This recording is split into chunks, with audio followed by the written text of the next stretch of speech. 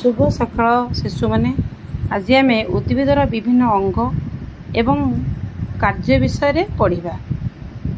उद्भिदर आमर जमी समस्त विभिन्न प्रकार अंग रही यथा आखि कान नाक हाथ गोड़ एवं यही सब अंगुड़िकर काम भिन्न भिन्न से भली भाव उद्भिदर विभिन्न अंग रही यथा चेर कांड शाखा पत्र फूल एवं फल। तेबे चेर विषय आम प्रथमे जानिबा। उद्भिदर मूल रे चेर थाए। चेर उद्भिद को माटी सहित दृढ़ भाव में धरी रखे। चेर द्वारा उद्भिद माटीर जल और अन्य खाद्य शोषण करे। केतेक उद्भिद चेर द्वारा श्वासक्रिया करती है। तेबे चेर कौन करे ना उद्भिदर मूल रे चेर थाए है। चेर उद्भिद को माटी सहित दृढ़ भाव में धरी रखे।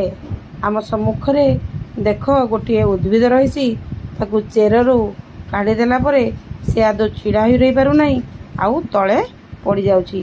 कौन पाई ना से माटी बाहर कर दिखाई। माटी थिला बेले माटी सहित चेर दृढ़ भाव में धरी रहे जहाद्वारा उद्भिद छिड़ा ही रहे एवं बढ़ी पारे नचेत माटी काढ़ीदेले ताहा मरीज।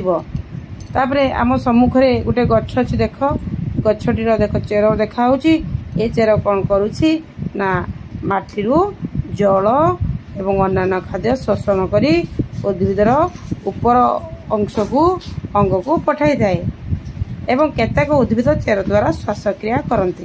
तेबे आज समस्ते आम चेर कार्य विषय जानिले आम समस्ते घरे अभ्यास करिबा।